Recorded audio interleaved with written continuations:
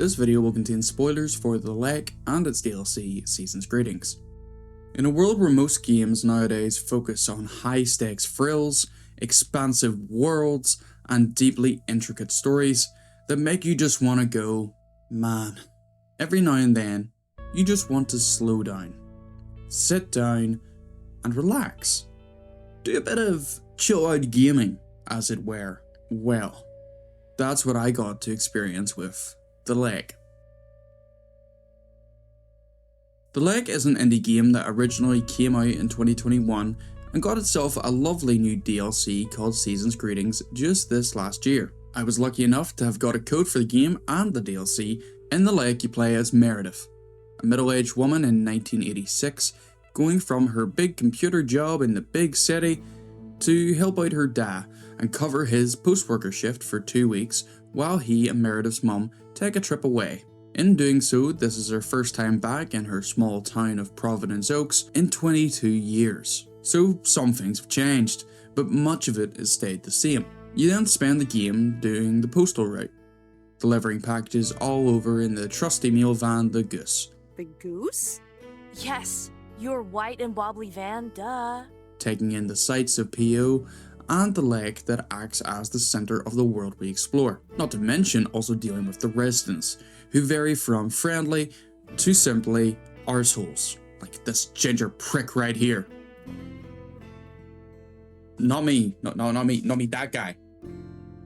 Huff. The whole game revolves around Meredith needing to come to a decision, to leave the high-strung city slicker life behind for a more peaceful existence here in her hometown.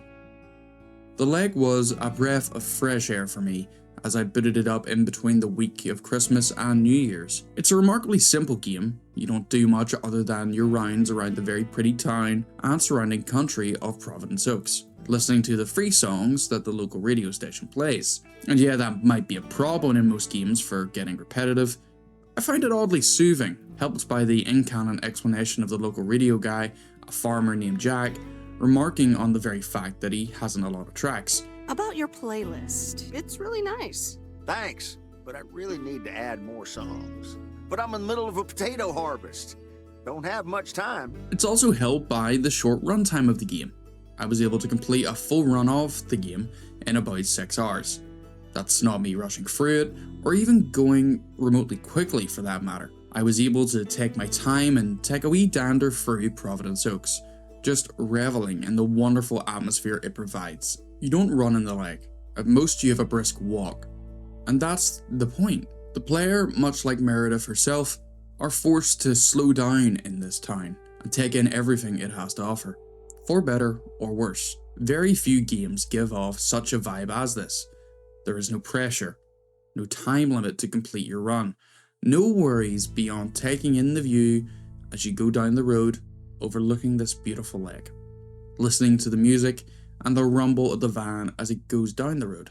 The only bad thing I could say about this game and its world would be that there isn't much chance for you to do anything outside of the work run. I hope that we may be able to hike around the hills and forests surrounding the town, or even an excuse to mosey on through its main street. Sadly, all of the gameplay, bar the 5 to 10 steps it takes to go from van to mailbox, is confined to the van itself. Though that's fine, given the scope of the game and the story it tells. The Lake isn't just Postman Pat's simulator. There is a wonderful Hallmark-esque movie plot that unfolds, focused on Meredith and how she handles cutting herself off from city life to enjoy the small-town atmosphere. On the rounds we deliver to a few individuals we get to know a lot better than we'd expect. From the 1950s-esque waitress Mo in Mo's Diner, Meredith's childhood best friend Kay, old Mildred the cat lady, Laurie the young mechanic, and the 2 potential love interests of the game, rough lumberjack Robert and movie rental store owner Angie. Yeah, I said 2 love interests. Meredith's not only here to decide between the city life and the country life, but also whether or not to fall to the charms of these 2 folk, and whether she wants to spend her life with them. As you progress, you make multiple choices ranging from helping Robert delay the build of apartment blocks on the land by his house, to watching scary movies with Laurie. not to mention going on dates with either love interest. Most of this is just an A or B option and little cutscenes to accompany, but due to the quality of the voice acting and writing, I find it all to be incredibly fun, heartfelt and engaging. I was in a real bind for most of my playthrough on which of the choices to pick at the end of the 2 weeks. It really wasn't until the last moment that I ultimately decided, and that was to completely ignore the 2 options I have so carefully stated and go with the third option, which came about from helping 2 stoners at a campsite in town, who eventually gave me their RV as a thanks while they run off to Canada. And that a third option was to just pack up, go travelling, and see what the world has to offer. And I could have done this alone too, but that wouldn't be as much fun. So Angie joined me on this adventure, and we both drive off into the unknown. But that itself is just one ending. I won't spoil the others, but they are all great. There's great care taken not to make it seem like one choice is obvious over another, though it does veer a little bit more heavily towards the quiet life, but given this type of game that would be expected. And that's part of what makes it such a joy to play. No option is a wrong one. It was just about how I chose to spend my time with the game that shaped the outcome. The Lake's a brilliant wee game, and I'm so glad I got to play. A great reset as the new year approached, and it really got me reflective.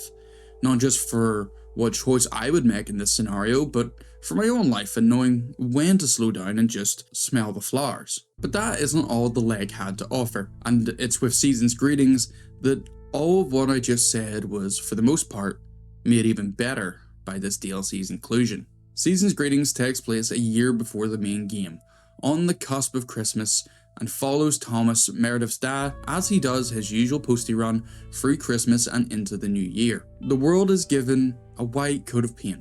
Snow covers every surface. The lights of Christmas illuminate houses in the town. The sound of the crunching of snow under Thomas's boot fills the air as he trudges on with his deliveries on the cusp of a new beginning, where the base game reflects on whether you should focus on a successful career or slowing down to do something that makes you truly happy. Season's Greetings focuses on a man who has had his life of happiness, and entering the twilight of his life, wonders if the small town he has made his life in is all that there is to offer, and whether a change is in order. It's a joy to experience seeing how Thomas interacts with the town, his friends, and his wife Emily, especially in contrast to how we saw everyone from the perspective of Meredith. Some characters get a whole new perspective shown on them, while others get deeper expansion than the base game was able to offer. Like Frank, the post worker, who is in a constant battle with a higher up called Walter Morgan. This is caused, of course, by Frank and his gambling and other exploits, and it's quite fun to experience.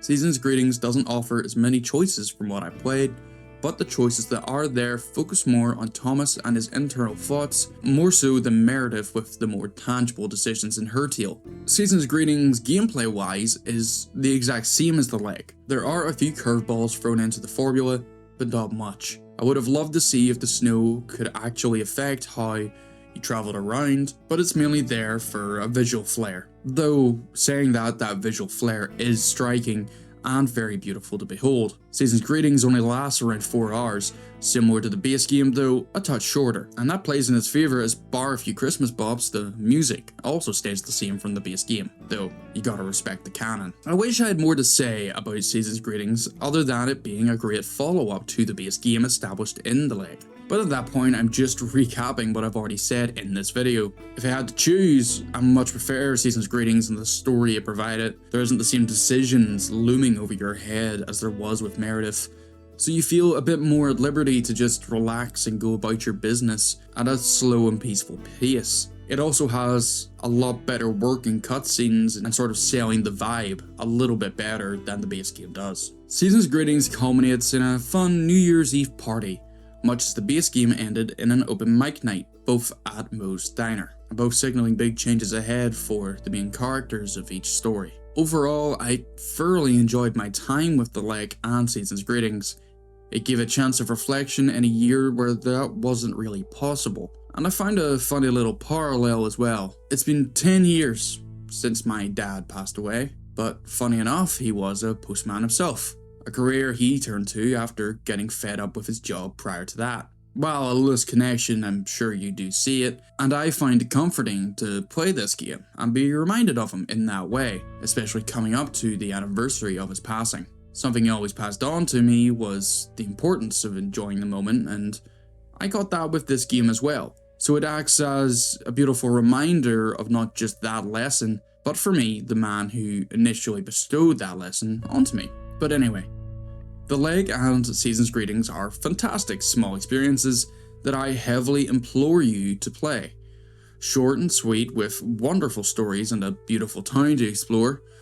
There are also a bunch of little Easter eggs like this TMNT turtle and this sponge and starfish reference, which I'm sure you can guess. And if you want an excuse to just relax, deliver some meal, and revel in a small town story, then this could be the game for you. But that's that.